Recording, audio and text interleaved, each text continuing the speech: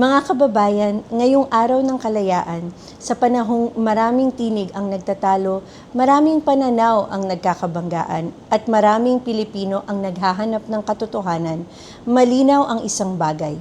Ang ating katapatan ay dapat manatili sa bayan at sa sambayanang Pilipino. Araw-araw, ipinagtatanggol po natin ang ating kalayaan sa pamamagitan ng katotohanan, pananagutan, malasakit sa kapwa at katapatan sa bayan.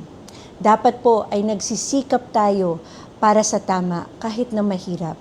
Manindigan tayo para sa prinsipyo kahit hindi ito popular at magsilbi kahit hindi nakikita. Sa gitna ng lahat ng nangyayari sa ating bansa, manatili tayong mapanuri ngunit makatarungan. Maging matapang sa paghahanap ng katotohanan, ngunit may paggalang sa isa't isa.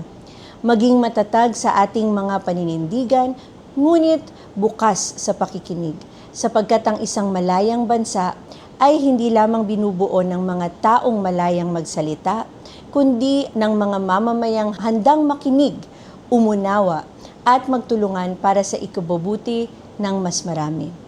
Para po sa akin, ang pinakamahalagang laban natin ay ang laban sa kahirapan, gutom, kakulangan sa oportunidad, pagkasira ng kalikasan at lahat ng humahadlang sa bawat Pilipino na mamuhay na may dignidad at pag-asa.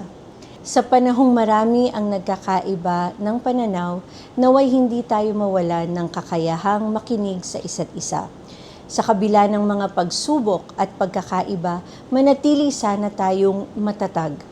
Patuloy nating ipagtanggol ang ating mga institusyon, ang ating demokrasiya at ang ating kalayaan. Huwag nating hayaang manaig ang galit at kasakiman kaysa pagmamahal sa bayan o ang pagkakahati kaysa sa pagkakaisa. Ngayong araw ng kalayaan, sama-sama po nating ipagdasal o ipagdalangin ang Pilipinas. Naway gabayan tayo ng Diyos sa paghahanap ng katotohanan, sa paggawa ng tama, at sa pagbuo ng isang bansang mas makatarungan, mas matatag, at nagkakaisa. Huwag na huwag po nating sayangin ang mga pinaglaban ng ating mga bayani at ang patuloy na ipinaglalaban ng ating mga kababayan araw-araw. Yan po ay ang karapatan ng bawat Pilipino at ang kalayaan ng bawat Pilipino, hindi lamang yung iba. Mabuhay po ang sambayanang Pilipino, mabuhay po ang Pilipinas, at mabuhay po ang ating kalayaan.